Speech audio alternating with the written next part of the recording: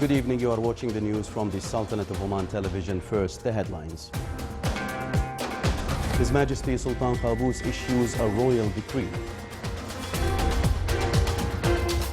His Majesty Sultan Qaboos receives a written message from the custodian of the two holy mosques related to an invitation for His Majesty to attend the GCC US and Arab Islamic American Summit in Riyadh, received by His Highness Sayyid Fahad bin Mahmoud. His Majesty the Sultan receives a written message from the Prime Minister of Ethiopia. The Council of Ministers approves public transport strategy to be implemented immediately, and the Minister of Transport and Communications reveals the main aspects of the strategy. And with royal blessings from His Majesty the Sultan, Diwan of the Royal Court launches the National Program for Leadership and Competitiveness for the Public Sector.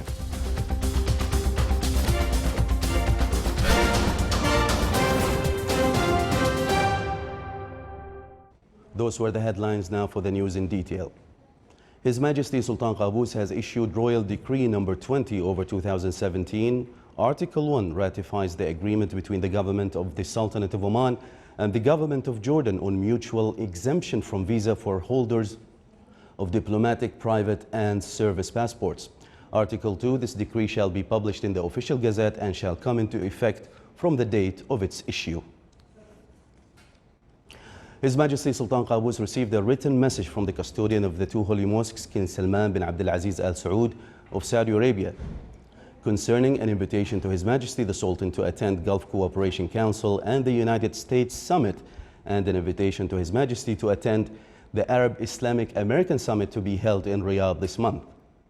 The message was handed over to His Highness Sayyid Fahad bin Mahmoud Al Saeed, Deputy Prime Minister for the Council of Ministers, when he received in his office today His Excellency Isam bin Saad bin Saeed, Minister of State and member of the Council of Ministers in Saudi Arabia, who conveyed the greetings and best wishes of the custodian of the two holy mosques to His Majesty and his government.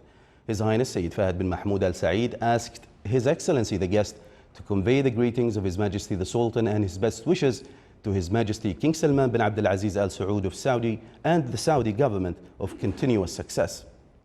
After His Highness welcomed His Excellency the guest, they reviewed distinguished relations between the two countries and ways to enhance Gulf Cooperation Council March in a way that serves the interest of the region's peoples. The meeting was attended by His Excellency Yusuf bin Alawi bin Abdullah, Minister responsible for Foreign Affairs, and His Excellency Eid bin Muhammad Al-Thaqafi, Ambassador of Saudi Arabia accredited to the Sultanate. His Highness Sayyid Fahad bin Mahmoud Al Saeed, Deputy Prime Minister for the Council of Ministers, received today His Excellency Mohammed Shimshik, Deputy Prime Minister of Turkey, head of the Turkish side in the meetings of the 10th round of the Joint Oman-Turkish Committee. His Highness Sayyid Fahad welcomed the Turkish guest and his delegation and stressed that the strong bilateral relations between the two countries witnessed a significant development due to the sincere aspiration from both sides to enhance those relations for the interest of both friendly countries. Talks also touched upon means of supporting the joint cooperation and ways of developing the economic and investment fields and developing small and medium enterprises and setting up more joint projects in the free economic zones, in addition to exchanging expertise and activating bilateral agreements and memoranda of understanding signed between the two countries. They further reviewed a number of current issues on the regional and international arenas. His Excellency the Turkish guest and his delegation expressed their pleasure to this visit and its advantages in terms of strengthening their relations, strengthening their country's appreciation to the Sultanate's foreign policy, and commenting his meeting with officials in the Sultanate as well as its positive outcomes. His Majesty Sultan Qaboos received a written message from His Excellency Haile Mariam Desalegn, Prime Minister of Ethiopia. The message was handed over to His Excellency Ambassador Dr. Mohammed bin Awad Al Hassan, chargé d'affaires of the Undersecretary for Diplomatic Affairs, when he received in his office His Excellency Dr. Tedros Adhanom, Special Advisor to the Prime Minister of Ethiopia. The Council of Ministers has approved the public transport strategy and directed to be implemented immediately. This was affirmed by His Excellency Dr. Ahmed bin Mohammed Al-Ftaisi, Minister of Transport and Communications, during the announcement of the strategic plan for public transport for 2015 to 2025. Using metro and train is being studied for Muscat, and the public transport was activated through using buses on main routes connected with sub-routes. Air-conditioned stations will be established, one of which will be completed in 2 months. The 10-year strategic plan started with the first phase, as Muwasalat was able to transport 3.7 million commuters. It also included the organization of taxi service and the establishment of an authority to organize the sector. The development of public transport will continue through buying 173 new buses as part of the second phase, the operation of 11 internal routes in some governorates, and establishment of assembly points for cars for using the public transport. There is a trend to operate internal routes by using minibuses in the special economic zone in Duqm to connect the airport with commercial and industrial estates. This was stressed by Ahmed bin Ali Al-Blushi, CEO of Oman National Transport Company, Muwasalat.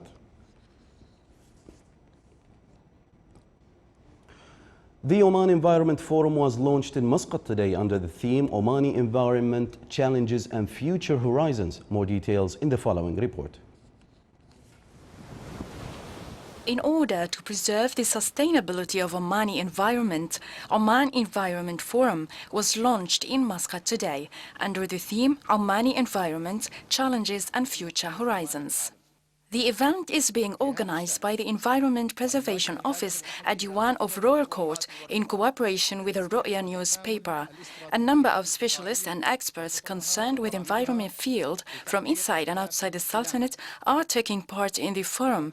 The gathering aims at addressing a number of environment topics and setting out goals for environment protection in the Sultanate.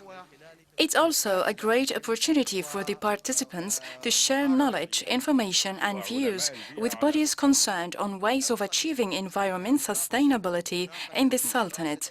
At the forum, the United Nations Environment Programme stressed the biodiversity and environmental balance in the Sultanate, as Omani environment is the habitat of some rare wild animals such as Arabian leopard and Arabian gazelle, and some marine species and creatures such as turtles. An exhibition on the elements of the wildlife in Oman is also being organized on the sideline of the forum. The launching ceremony was presided over by His Excellency Dr. Yahya bin Mahfoud Al-Mandari, Chairman of the State Council. With royal blessings from His Majesty Sultan Qaboos, Diwan of the Royal Court launched the National Program for Leadership and Competitiveness assigned for the public sector. It came in translation of the royal vision on the need to develop human resources. The program is the outcome of the works of public and private sector's partnership work group to develop national capabilities to keep pace with the requirements of labor market. His Excellency Sayyid Khalid bin Hilal bin Saud Al-Busaidi, Minister of the Diwan of the Royal Court, explained that the launch of the program came after the success of the National Program for Chief Executive Officers in the private sector. The 8-month program is an educational experience for 35 Omani participants from the public sector from various governorates of the Sultanate.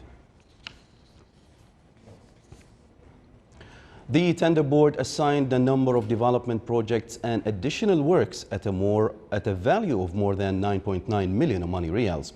Most important projects assigned by the board in its 5th meeting of the year were the project of establishing service roads at Al-Amirat Industrial Estate in the Governorate of Muscat, besides additional works for service projects mainly, as well as the expansion of water distribution networks in the Wilaya of Sur in the Governorate of South Sharqiyya for the Public Authority for Electricity and Water, and the additional works for the consultancy services to supervise the project of establishing housing units with facilities and services in the wilayas of Mahout, Suhar and Barka, in addition to establishing a fish market in the wilaya of Aswaiq and maintenance works for facilities affected by adverse weather conditions in Wadi Dhaiqa Dam in the wilaya of Qurayat. Still to come in our news bulletin. The Sultanate joined world countries in marking the Global Day for Physical Activity.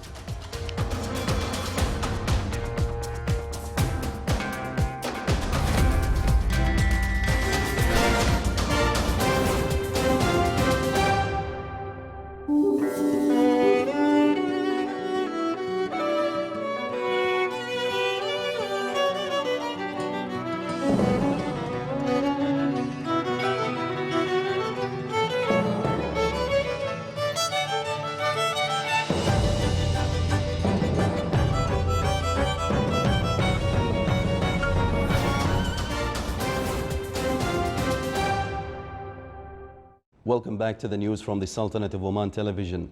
Means of boosting the Omani-Turkish relations were discussed by His Excellency Dr. Yahya bin Mahfouz al-Mandari, Chairman of the State Council, with His Excellency Mohammed Shimshik, Deputy Prime Minister of Turkey, who is currently visiting the Sultanate. During the meeting, His Excellency Dr. Yahya hailed the good relations binding the Sultanate and Turkey, noting the keenness of both countries on developing the existing cooperation between them in different fields, particularly in economy and investment. From his side, the Turkish guest affirmed his country's keenness to develop the bilateral cooperation relations with the Sultanate and to extend them to include all aspects for the interest of both countries. His Excellency Darwish bin Ismail bin Ali al-Balushi, Minister responsible for Financial Affairs, received at the General Diwan of the Ministry of Finance His Excellency Mohammed Shimshik, Deputy Prime Minister of Turkey, and his delegation. During the meeting, they discussed ways of trade and tax cooperation in the field of future transactions between the two countries and means of promoting the existing relations and bilateral cooperation between the two friendly countries. His Excellency Dr. Ali bin Masoud al-Sinadi, Minister of Commerce and Industry, also met with His Excellency Mohammed Shimshik, Deputy Prime Minister of Turkey, where they discussed developing the economic relations between the Sultanate and Turkey. They further stressed on exerting more efforts to boost trade and investments and to upgrade them based on balanced elements. Dr. Mahathir Mohamad, former Prime Minister of Malaysia, who is currently on a visit to the Sultanate, toured Matrah Souq. Abdullah Rubi'i of the Sultanate of Oman television correspondent was there, and Dr. Mahathir had this to say. Well, I'm very glad to be able to visit the souk again. I have always been very fascinated by this old kind of shopping complex, and it's always very interesting to find so many products here, including artifacts from the past. Some very old products excavated, I believe, in this area, and they are up here for sale. Of course, the price is very high, but I think this is a very good attraction for anybody visiting Oman. Your Excellency, thank you very much, and we wish you a pleasant visit and enjoy your stay here. Thank you. The work session on the National Review of the Sultanate's green exports that implemented in cooperation with the United Nations Organization for Trade and Development, UNCTAD, revealed that the start of the actual implementation of this project will be from the middle of next year after completing all associated aspects of the targeted sectors. The targeted sectors are dates, fish, and environmental tourism. These sectors will not only contribute in delivering the Omani products to the global markets, but also will enhance the Sultanate's GDP to the national economy. 34 topics were reviewed by the Joint Technical Committee, which is concerned by applying interim mechanism for urban planning on its 7th meeting of the year. The meeting discussed a number of technical and planning topics in the governorate of Muscat and a number of other governorates, mainly in changing the usages of lands, heights of buildings in line with the urban planning, which will reflect in economic and investment growth of the Sultanate. The Ministry of Education inaugurated the Award of Education Excellence, which aimed to honor initiatives carried out by teachers in their schools in 3 specialized branches: student care, educational and technical projects, and developing linguistic performance. The initiative was inaugurated during the celebration of Teachers' Day, which was held in the Ministry's theater and honored more than 150 male and female distinguished teachers. This award will contribute in increasing the educational attainment for students and improve the environment of schools. The Sultanate joined world countries in marking the Global Day for Physical Activity, which falls on the 10th of May every year. Indicators of World Health Survey showed that physical idleness is widespread by 37% in the Sultanate, and this justifies the significant increase in the prevalence of non-communicable and chronic diseases. Inactivity is the fourth leading cause of death. The Ministry of Health, in collaboration with different government institutions, including the Public Authority for Radio and Television, marked the Global Day for Physical Activity. Exercising sport for 60 minutes by young people and for half an hour by adults and the elderly can bring change and prevent various diseases.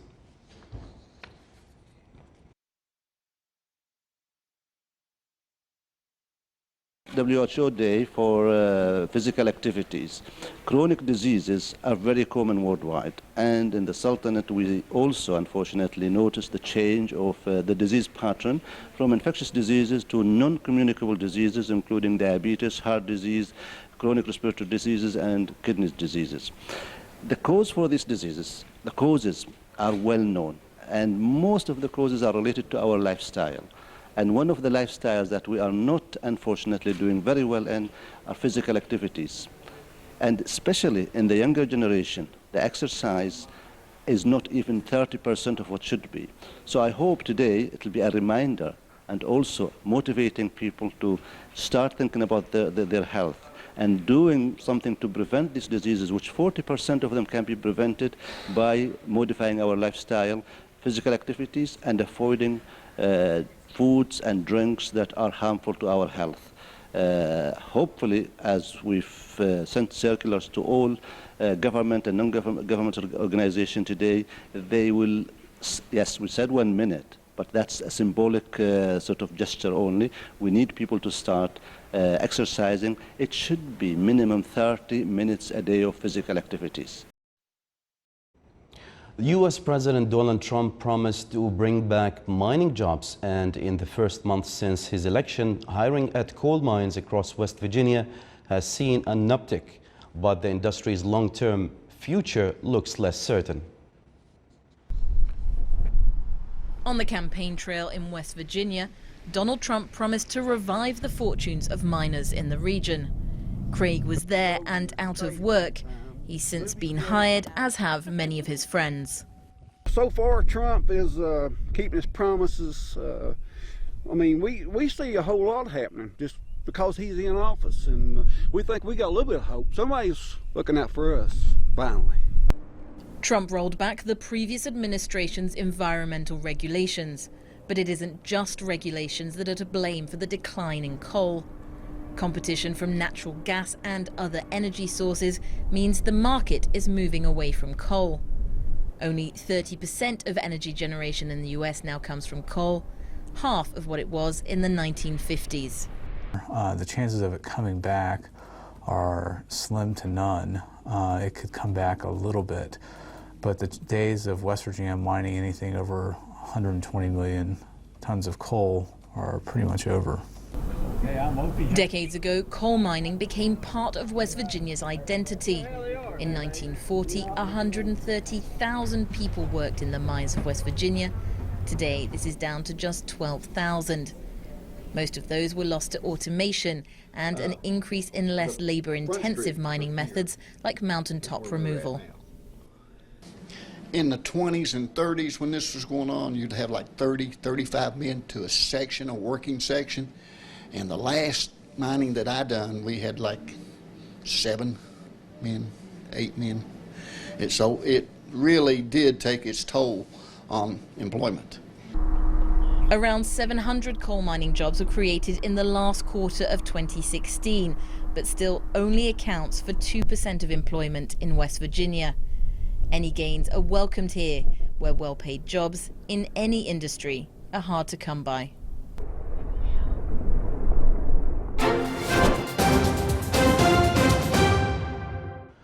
Now for the general weather forecast. Clear to partly cloudy skies will prevail over the coastal areas overlooking Sea of Oman with chances of scattered rainfall. Rest of the Sultanate will have clear skies. Winds will be northeasterly, light to moderate, occasionally active over the coastal areas. Seas will be slight to moderate with a maximum wave height of 1 meter.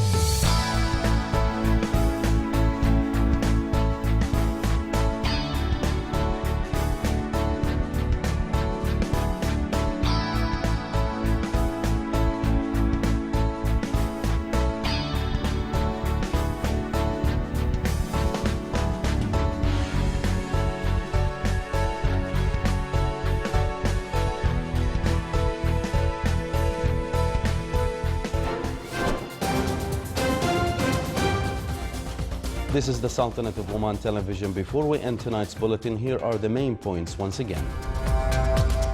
His Majesty Sultan Qaboos issues a royal decree.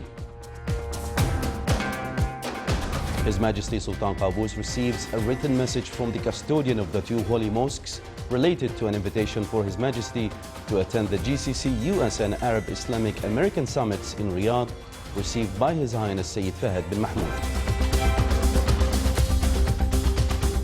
His Majesty the Sultan receives a written message from the Prime Minister of Ethiopia. The Council of Ministers approves public transport strategy to be implemented immediately, and the Minister of Transport and Communications reveals the main aspects of the strategy. And with royal blessings from His Majesty the Sultan, Diwan of the Royal Court launches the National Program for Leadership and Competitiveness for the Public Sector. With that, we come to the end of tonight's news bulletin. From all of us here at the newsroom and the studios, it's good night.